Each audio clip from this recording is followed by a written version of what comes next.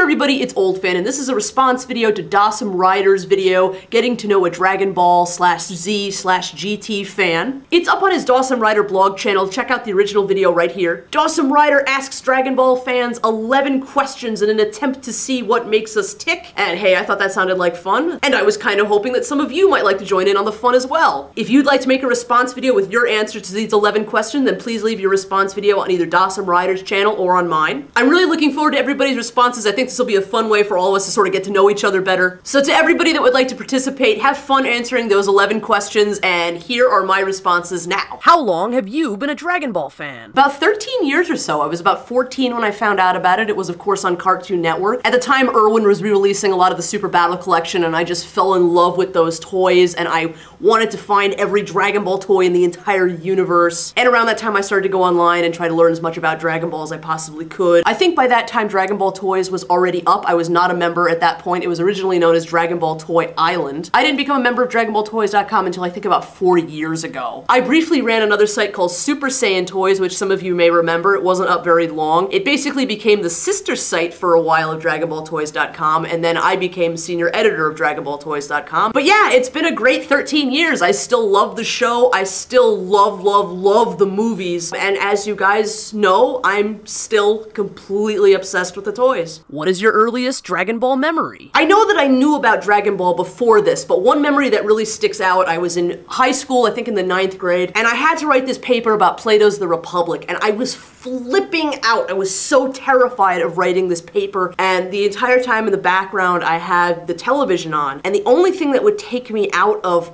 like how insane this paper was making me was Dragon Ball Z. It's the first time I really became very cognizant of the effect it was having on me and how much I really loved it. And come to think of it, actually, I think that the reason that memory sticks out so clearly is because that weekend I got my first Dragon Ball toy, which was a bootleg of Super Battle Collection Trunks. Who is your favorite Dragon Ball character? Well, it used to be Vegeta. That was actually one of the big reasons I started getting interested in the show to begin with. But now I think that it's Gohan. It does tend to flip back and forth between a lot of different characters.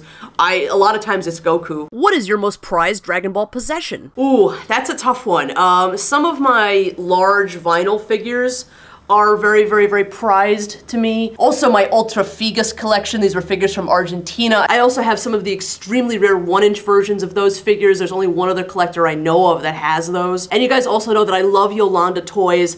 This toy in particular is such a masterpiece of horror. I actually think that if there's any one piece of Dragon Ball merchandise that I love the most, it's this monstrosity. I love it. I love this. Where are you from? I am originally from Long Island, New York, though I grew up in Chicago, and that's where I live today, and I like it very much. Outside of Dragon Ball, what do you do with your life? Well, I earned my BFA about 2 years ago. I studied printmaking with a major emphasis in etching. I also studied a lot of illustration, some hand-drawn animation, some film production, film history. Since then I've been working mainly freelance, sometimes in illustration, though mainly in film production. I've done quite a lot of work on a lot of independent films all around the Chicago area, everything from production assistant to production management. Currently I'm working on getting into graduate school to get my MA in printmaking. I hope to be able to teach. So yeah, I do a lot of art. I've been sculpting a lot lately. I draw. I'm starting to etch again. I've been playing a little bit of music. Besides that, I read a lot. I'm reading Almost Transparent Blue. I love this book. I'm reading Morris by E.M. Forrester. I'm reading Eating Pavlova by D.M. Thomas. And I'm reading a book called On Collecting, an investigation into collecting in the European tradition by Susan M. Pierce. I also watch huge quantities of movies. I still collect Phantom of the Opera stuff. I collect stuff from my favorite band, the Tiger Lilies. I occasionally indulge my obsession with the Robomans. So yeah, lots of good stuff, I think. What is the origin of your YouTube name? Oldfan is actually a reference to my Phantom of the Opera obsession. A fan, spelled P-H-A-N,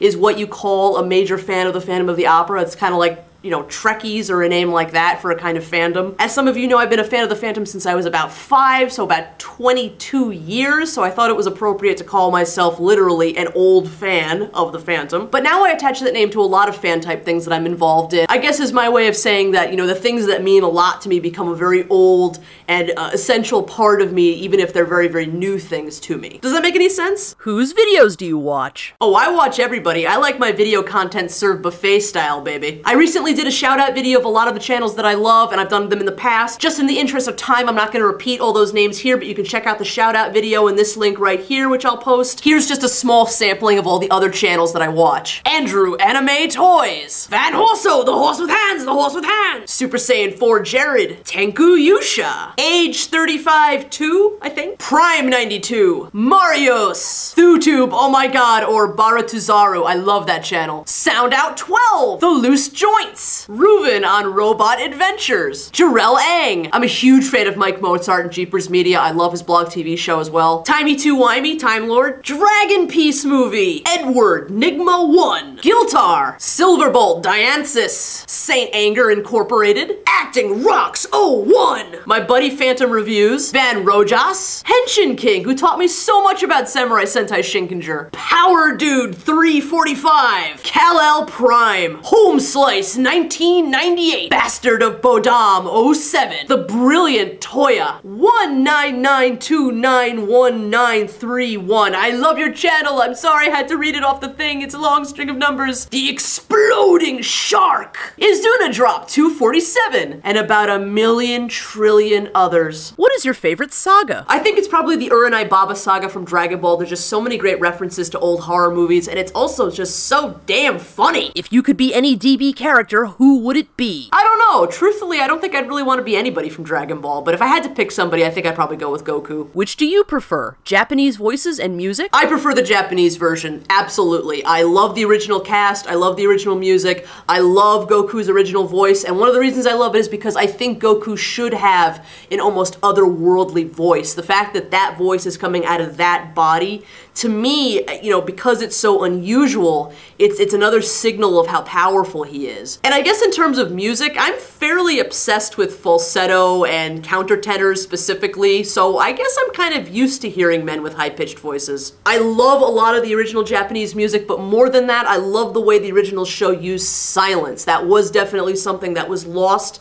in the American translation. Also, my problems with the American version is not so much the voices at all, it's the writing. I just don't like the fact that they basically took the scripts, wiped their asses with them, and basically did what they want and dumbed it down so much and changed so many things. I think a lot of the more subtle nuances of the show got lost because of that. I'm certainly no expert on the history of the American dubs. I've certainly concentrated more on the toys than anything else, if you want to know the truth. The one American dub that I absolutely love is the original Pioneer release of the first 3 movies. Does anybody know if this dub of these 3 movies were released on DVD? I have the VHS tapes, and I love the one for the Dead Zone specifically. I like Goku's voice in this. I love everything about it. It's a beautiful, beautiful dub of these movies. So that was it. I hope that you've enjoyed my answers to these 11 questions, DosmRider. Thank you so much for a great idea for a video. This was a lot of fun. I'm hoping that at least a couple of you will make video responses, but please feel free to also leave comments in the comment section answering the 11 questions. I really look forward to reading your answers. Definitely go check out DosmRider's original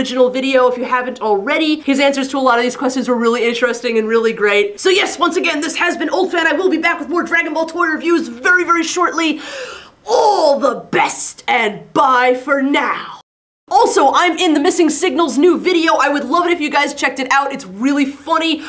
Here's the link, and also in the sidebar, or doobly-doo. Thank you very much again, everybody. Bye-bye.